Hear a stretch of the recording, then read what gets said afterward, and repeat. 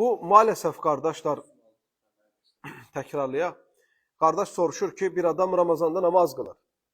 Ramazanda oruç tutur. Ramazan bittikten sonra namazı bırakır. Bunlara ne nəsihət eləyərdin? Bunların məsələ nəyə bənzəyir? Əziyyət çəkib ağac əkirlər. Onu sulayırlar. Onunla maraqlanırlar. Əkirlər, becəlirlər, divini yumşaldırlar. Divinə püş tökürlər, peyin tökürlər. İllərlə gözləyirlər, bar verən vaxtı ağacı kəsirlər. Əməklərini heçə aparırlar. Biz, qardaşlar, sezon meyvəsi deyilik ki, müsəlman sezon meyvəsi deyil, müsəlman qarpız deyil, yəni qarpız. Müsəlman alma deyil, sezonda çıxa, ondan sonra bata. Biz Ramazanda Allah'ı tanıyıp da ondan sonra Allah yoxdur kimi davranma haqqımız yoxdur. Ramazanın orucunu əmr eləyən Allah ölənə kimi, həddi bulğa çatandan ölənə kimi bizdən namaz qılmamızı tələb eləyir. Muhammed sallallahu aleyhi ve sellem son nəfəsində ölməzdən öncə ümmətinə namazı tövsiyə eləyir. As-salatu, as-salatu və mə mələkət əymənukum. Namazlarınızı buraxmayın. Namazlarınızdan möhkəm yapışın. Namazlarınızdan möhkəm yapışın deyir Peyğəmbər sallallahu aleyhi ve sellem. Qiyamət günü Allah azze ve celle əməllərdən ilk soruşulacaq şey namaz olacaq. Namaz. Namaz qılmamışsansa sənin başqa işlərinə baxılmayacaq. Və İslam dinində kəlmə şəhadətdən sonra Allahın ilk əmr etdiyi şey namazdır. Ömər ibn Xattab radiyallahu anhu şəhid olanda ruhu çıxmazdan öncə, bilirsiniz sabah namazında vururlar, bıçaqlayırlar.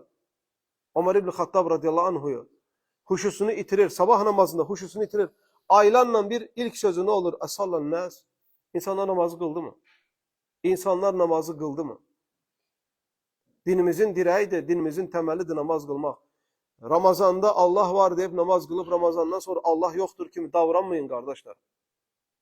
Siz gəncsiniz, Allah verən ömürdür. O sizdən namaz çox vaxt aparmaz. Biz zaten günlərimizin bir çox hissələrini boş-boş yerlərdə keçiririk.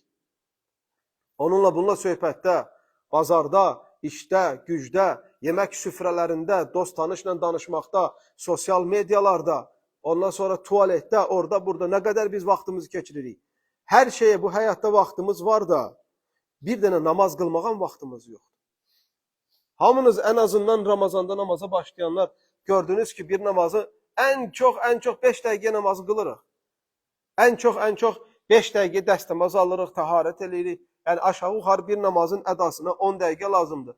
5 namazın ədasına nə qədər lazımdır? 50 dəqiqə, 24 saatın içində Allaha biz 50 dəqiqə sərf eləyəsi qədər. Allah haqq eləmirim ki, ona 50 dəqiqəni biz Allah yolunda keçirək, qardaşlar. Elə düşünmə, şeytan insanları elə düşündürür ki, sanki 23 saat namaz qılırsan, namaz qıl deyəndə 23 saat sən namaz qılırsan, yəni sən 1 saatı yeməyə, yatmağa, ticarətə izin verilir. Xeyr, 1 saat eləmirsən, 5 vaxt namazın 50 dəqiqə eləyir.